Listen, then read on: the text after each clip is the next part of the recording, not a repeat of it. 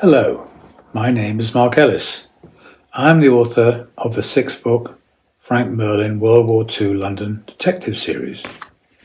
I'm here today to say a few words about one of those books and also about a new book which has just come out, which contains a short story featuring Frank Merlin. The book I'm going to talk about now is called Death of an Officer. It's the latest in my series, and it won an award in February where it was chosen as the best crime fiction novel to come out in all of 2025, which obviously was a very proud moment for me, and I'm very pleased that it happened. And if you look at the cover, this little red thing here refers to the actual award, which was called the Carbon Pen Award, Literary Award, awarded by the Bloody Barnes Crime Festival, which is a major new London festival. The book is set in the spring of 1943, and I'll give you an idea about what it's about from the blurb. While Europe continues to suffer under the iron fist of Nazi occupation, Britain remains battered but unbowed. The ECI Frank Merlin, already contending with the booming wartime crime wave in the capital, is confronted with a baffling case, the brutal murder of a respected doctor. Following a puzzling trail that leads him into the hidden corners of Clubland, and which appears to be linked to the disappearance of both British and American officers, Merlin must untangle a dark web of shocking secrets. In addition to winning an award for Best Crime Fiction of 2025, the book has been brilliantly reviewed by, amongst others, the Financial Times, which called it immersive, authentic, and evocative, the Daily Mail, which called it a must-read, and so on. I thought that I'm going to take a little bit more time on this little reel, and I thought I would read you a section from the early part of the book.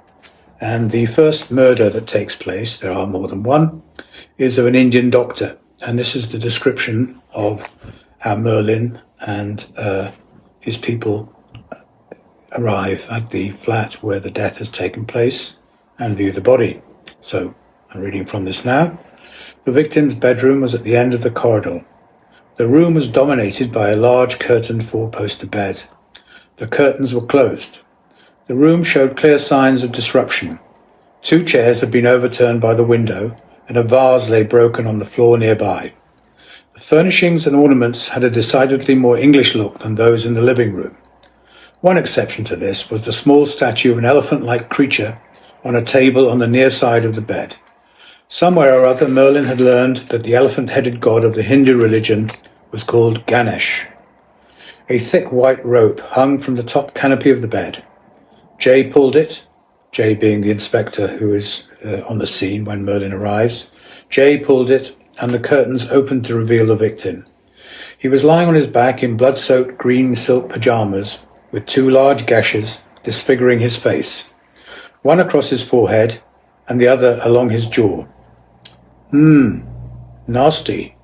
Do we have a murder weapon? Jay pointed at the elephant. The foot-high statue was blood-stained. May I? Be my guest, sir. Merlin lifted the statue carefully off the table, then set it back down. Pretty heavy for such a small thing. Jade, is it? I believe so. Was it on this table when you got here? Yes, said Jay, but the cleaner said she found it there. He pointed to a bloody mark on the carpet about halfway along the side of the bed. She picked it up and put it back in what she said was its normal position. No one else has touched it since she found the body? Not until you just now. So we should find the cleaner's prints and possibly those of the victim and the murderer. Yes. Merlin looked back at the body. The man's eyes were open and stared blankly up at the blue and white decorative patterns of the canopy interior. His mouth had settled into an odd, lopsided smile. Merlin turned away and noticed that the bedroom windows were wide open. Were the windows open all night? Not like this. Mrs. Patel said she opened them fully on account of the smell. Blood and dead men never smell nice, do they? Said Sergeant Bridges, Merlin's assistant. No, they don't, Sergeant. Right, let's see Mrs. Patel now. And so the story kicks off. There are more murders. more excitement, suspense, and so on. As I say, it was a winner of Best Crime Novel of 2025.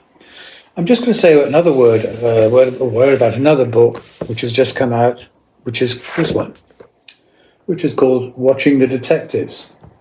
And Watching the Detectives is a short story collection brought out by Aspects of Crime magazine, with which I'm associated. It features short stories by a wide range of very accomplished crime writers, and it does include also one of my own short stories. I've written a few. This one is called Vengeance is Mine, and is set a little earlier than Death of an Officer in the spring of 1941. So, that's two books, one a novel, one with short stories. I commend them both to you, as I do all of the other books that I've written, and I wish you a very good day.